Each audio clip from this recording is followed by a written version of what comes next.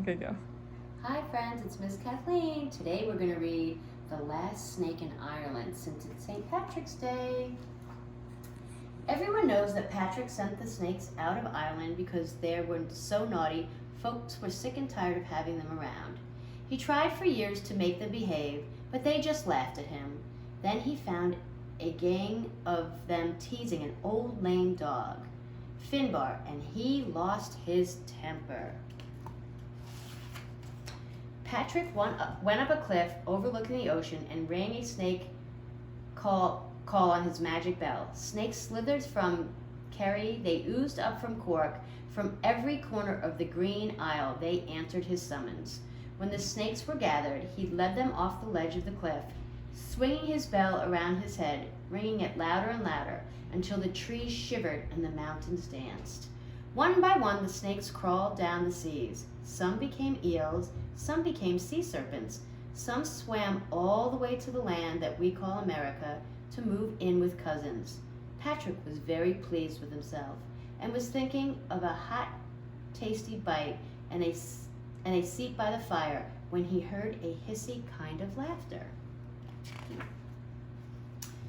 Twined around a bush in a grassy hollow was the biggest, oldest, sneakiest snake in the land in all of Ireland. "Why aren't you off with the others?" asked Patrick. "I didn't want to go. The ocean is a nasty, cold sort of place for an old gentleman like me, so I just stuffed some leaves in my ears so I couldn't hear your bell. I like it here at home."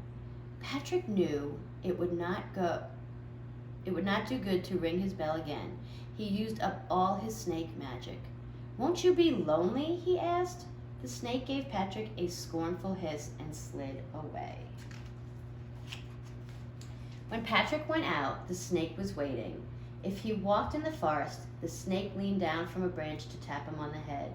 When he talked with his friends in the evening, the snake looked in the window.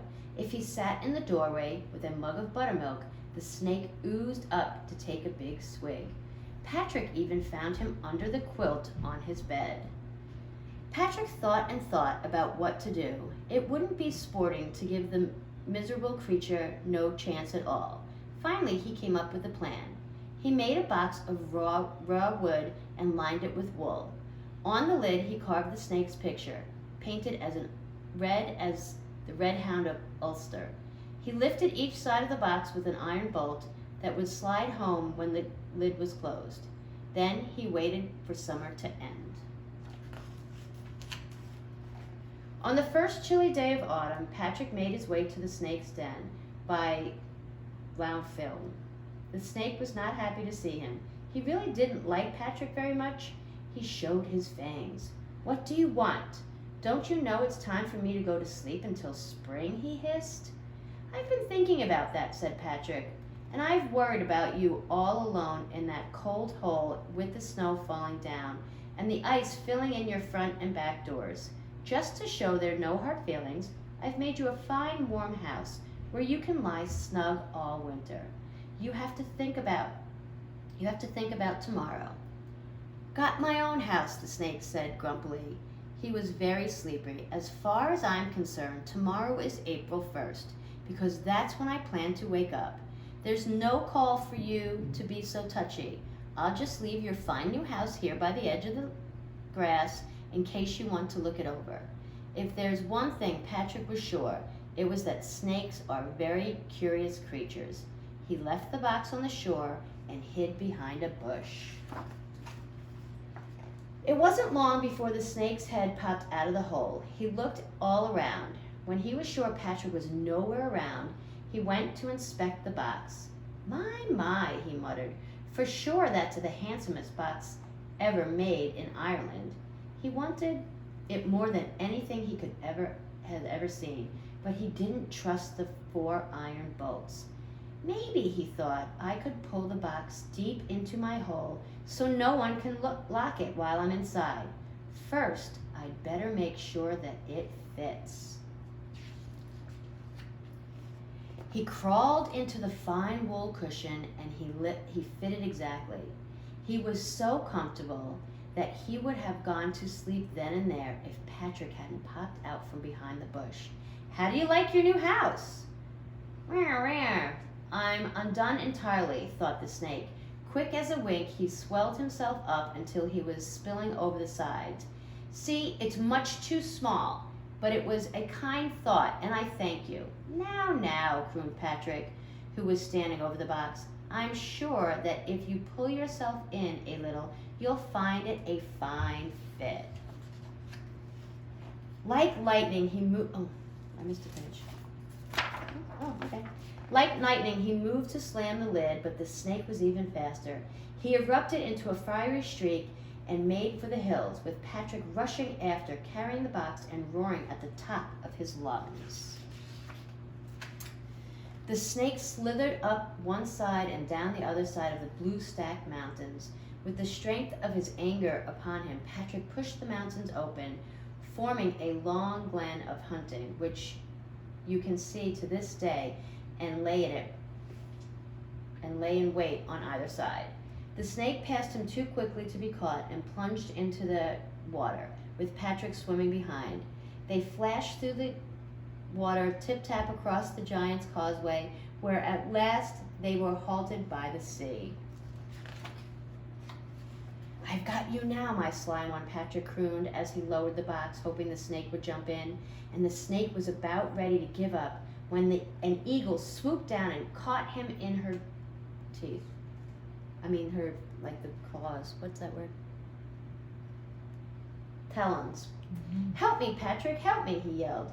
Now it's true that Patrick wanted to get rid of the snake, but not this way. It was his snake, and he wanted the victory to be his victory. He jumped into a coral and beached himself in shore, laid the box on his side, and paddled after the bird. She headed over the Isle of Mule and up the Firth of Lorne until she came to an eerie area above Loch Ness, where the hungriest eagles in all of Scotland waited for their dinner. The eagle is brave, the eagle was clever, but she was no match for Patrick. With one jump, he leapt from the coral to the nest and lifted her over his head. Her beak fell open and the snake fell into the open box. The lid snapped shut and the bolts slid into place. Patrick jumped down, overturning the boat, and spilled the box overboard. Let me out, cried the snake. Let me back to Ireland. I promise I'll be good. And so I will, Patrick crooned as he righted the boat for his homeward journey. But you'll have to wait until tomorrow. Years later, when he was much closer to being a real saint, Patrick started to worry about how the snake was doing. He made the journey to the banks of the Loch Ness. I'm here, he shouted at the top of his lungs. Tomorrow has finally come. There was a troubling of the waters as the surface was broken by huge red coils. Patrick jumped back in alarm as a face the size of a house loomed above him, its forked tongue flicking in and out. It was his old enemy, the snake. So, he hissed, it's tomorrow, is it? You took your time, Patrick plucked at his courage, but I'm here, and you don't seem to have done too badly. Small thanks to you. As soon as I hit the water, I started to grow, and I never stopped. There's a good magic for snakes in this loch. Your puny box broke into little pieces with the pressure, he grinned. I like it here. They call me the Loch Ness Monster.